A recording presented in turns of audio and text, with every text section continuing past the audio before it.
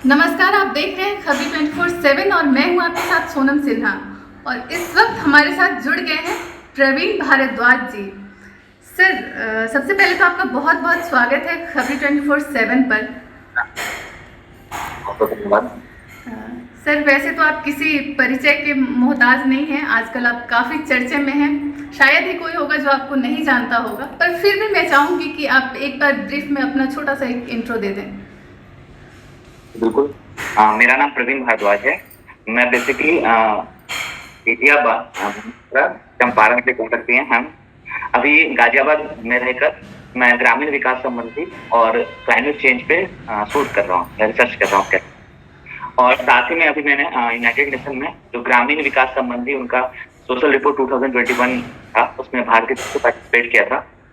और अभी हाल ही में लंदन प्रेस क्लब द्वारा मुझे माननीय सदस्यता प्रदान की गई। जी सर, इसके लिए आपको बहुत बहुत बधाई है हमारे चैनल की तरफ से। आपको London press club great Britain ने सदस्यता प्रदान की है। इसके लिए सर, ये सबसे पुराना और ऐतिहासिक प्रेस क्लब है, तो आपको कैसा लग रहा है?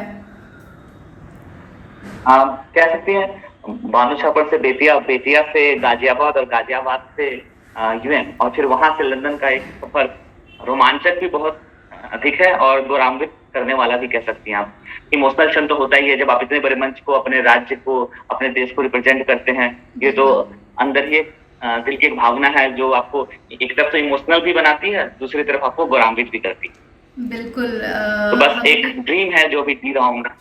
जी बिल्कुल, बहुत एक ड्रीम अच्छा जर्नी लगता है है जिसको भी आपको। जिए जा रहा हूँ। बहुत अच्छा लगता है आपको देखकर। आप न केवल चंपारण का और बिहार का बल्कि पूरे भारत का नाम रोशन कर रहे हैं और हमें बहुत गर्व महसूस होता है आपको देखकर। सर, मेरा जो सवाल है आपसे वो ये है कि ग्रामीण विकास में आपकी विशेष रुचि जो है, इसका कारण क्या है? आपको प्रेरणा कहाँ से मिले इसके लिए?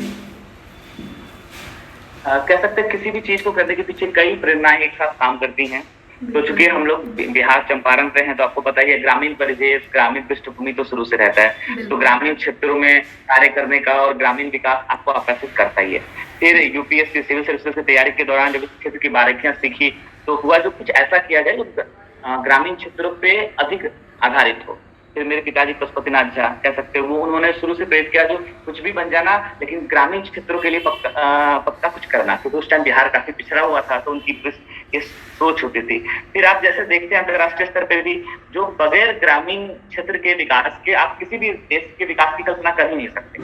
और खासकर भारत जैसे देश जहाँ अभी भी 59% से अधिक आबादी ग्रामीण क्षेत्र ही है।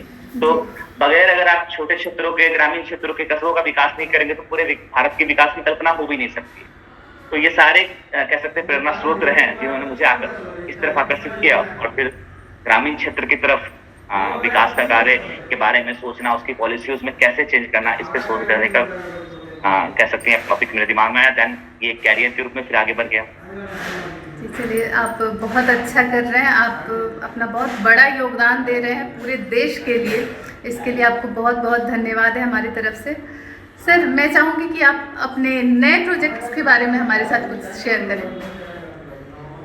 अभी 2 या 3 प्रोजेक्ट मेरे पाइपलाइन में हैं जिन पे मैं कार्य कर रहा हूँ, जिसमें एक ग्रामीण विकास संबंधित है, एक आपको क्लाइमेट चेंज पे है, खासकर ग्रामीण क्षेत्रों में जो, क्योंकि हम देखते हैं शहरों में तो बहुत ज्यादा पर्यावरण के पे बात होती है, गाँव में नहीं होती। तो दूसरा टॉपिक से, और तीसरा मेरा एक प्रोजेक्ट है जो ड्रीम प्रोजेक्ट कह सकती हैं आप, बिहार के इतिहास के अनछुए पहलुओं पे लिखना है, वो आगे की सोच है। पर अभी वर्तमान में जिस पे मैं कार्य करने के लिए बिहार आया हूँ वो आपको है बिहार में 15 सालों में ग्रामीण क्षेत्रों में किस प्रकार विकास की योजनाओं ने कार्य किया, इससे संबंधित। क्योंकि अंतर्राष्ट्रीय स्तर पे आप देखते हैं जब 1990 का और 2000 का तो आप बिहार देखते हैं, उससे बिल्कुल अलग है।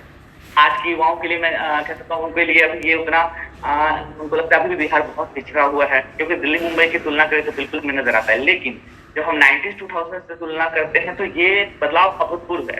अंतर्राष्ट्रीय स्तर पे ये एक चर्चा का भी विषय है, कैसे मतलब बिहार को बीमारू स्टेट से ट्रांसफॉर्म किया गया। चीजें हैं कहीं, कमियां हैं कहीं, लेकिन इस विकास की कहानी को कहीं ना कहीं तो दर्ज होना था। तो जब मुझे मौका मिला ग्रामीण यूएन की तरफ से ग्रामीण विकास पे कोई शोध कार्य करने के लिए, तो मैंने अपनी मातृभूमि बिहार को चूज किया और फिर इस पे शोध का विषय आगे बढ़ा।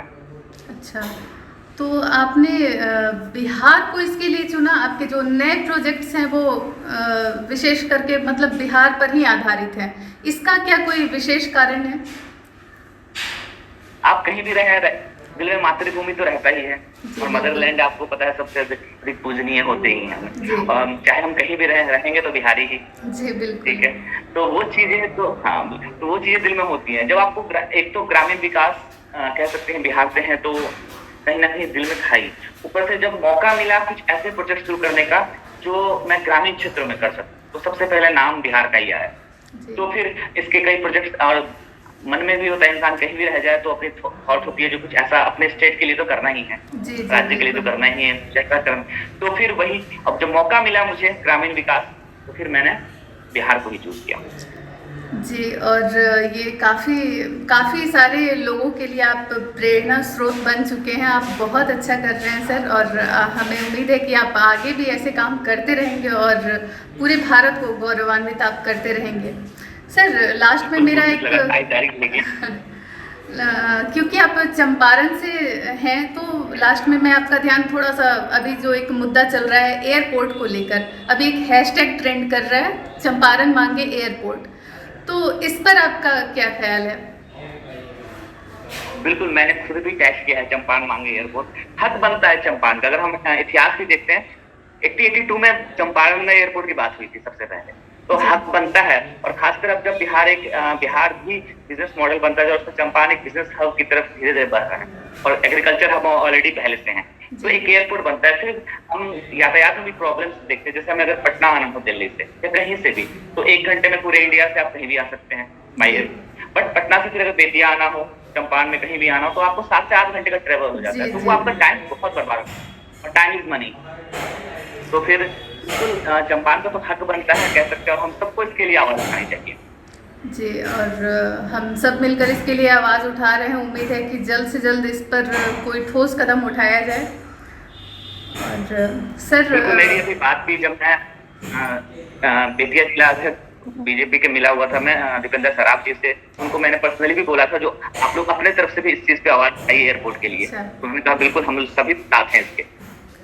अच्छा, बिल्कुल सर, सभी अपने अपने स्तर से सब लोग कोशिश कर रहे हैं, और उम्मीद है कि जल्द से जल्द हम सफल हों इस मुहिम को सफल बनाने में। और इसी के साथ सर आपको बहुत बहुत मैं धन्यवाद देना चाहूँगी। आप अपने कीमती वक्त में से आपने हमें समय दिया, इसके लिए आपका बहुत बहुत धन्यवाद। बहुत बहुत धन्यवाद। Thank you sir.